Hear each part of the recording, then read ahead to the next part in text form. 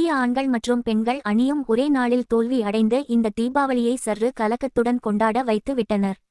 ஆண்கள் அணியை விடுங்க, அதை முடித்துவிட சிலர் இருக்கிறார்கள். ஆனால் இந்திய பெண்கள் கிரிக்கெட் அணி இங்கிலாந்து அணியுடன் மகளிருக்கான 50 ஓவர் உலக கோப்பை போட்டியில் லீக் சுற்றில் விளையாடியது. 4 போட்டிகளில் 2இல் வெற்றி பெற்று இருந்த நிலையில் 5வது போட்டியில் விளையாடியது. டாஸ் வெற்றி பெற்ற இங்கிலாந்து அணி பேட்டிங்கை தேர்வு செய்தது. முதலில் இறங்கிய ஓப்பனிங் ஜோடி சிறப்பாக விளையாடி ரன்களை சேர்த்தனர். இந்திய அணி பந்துவீச்சை எளிதாக எதிர்கொண்டனர். டாம்சன் போமாண்ட் 22 ரன்கள், கேப்டன் நாட் சைவர் பிரண்ட் 38 ரன்கள், எமி ஜோன்ஸ் 56 ரன்கள். ஹெதர் நாய்ட் கடைசியாக 2017ஆம் ஆண்டு சதம் அடித்திருக்கிறார். இந்த போட்டியில் 109 ரன்களடித்து அணிக்கு உதவினார். 50 ஓவர்களில் 8 விக்கெட் இழப்புக்கு 288 ரன்கள் எடுத்தனர். எளிதான இலக்கு இல்லை, கடினமான இலக்கு தான். பிரிட்டிக்க ராவல் 6 ரன்கள் எடுத்து ஏமாற்றி வெளியேறினார். ஹர்லீன் டியோ 24 ரன்கள் எடுத்து ஆட்டமிழந்தார். தொடர்ந்து சொதப்பி வந்த கேப்டன் ஹர்மன்பிரீத் கௌர் தன் பொறுப்பை உணர்ந்து விளையாடினார்.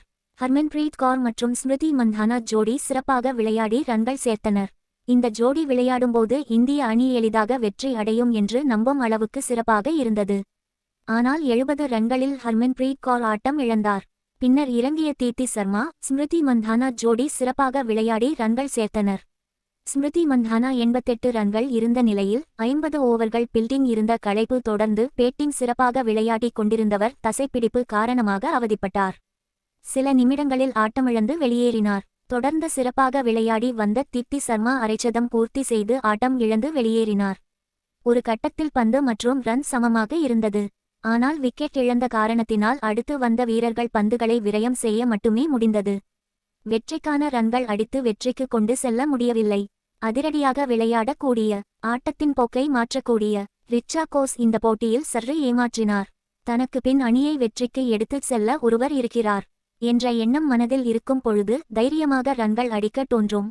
பலர் ரிச்சா கோஸை முன் இறக்குங்கள் என்பதை கேட்டு முன்னரே இறங்கி ஆட்டம் இழந்து வெளியேறிவிட்டார். அமன்ஜோத் கௌர் முன்னரே இறக்கி இருக்கலாம். ரிச்சா கோஸ் அவர்களை சற்று பதுக்கி பின் வரிசையில் அனுப்பி இருந்தால் கண்டிப்பாக ரன்கள் வந்திருக்கும், இந்திய அணி வெற்றி பெற்றிருக்கும் என்று எனக்கு தோன்றுகிறது. இவ்வளவு நாள் சிறிய அணியுடன் இதனை செயல்படுத்திய இந்திய அணி இங்கிலாந்துடன் சற்று சொதப்பிவிட்டது என்று தான் சொல்ல வேண்டும். இந்திய அணி 50 ஓவர்களில் 6 விக்கெட் இழப்புக்கு 284 ரன்கள் எடுத்து 4 ரன்கள் வித்தியாசத்தில் தோல்வி அடைந்தது.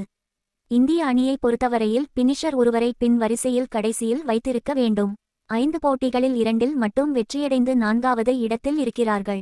கடைசி 2 போட்டிகளிலும் கட்டாயம் வெற்றி பெற வேண்டிய சூழ்நிலையில் இந்திய அணி இருக்கிறது.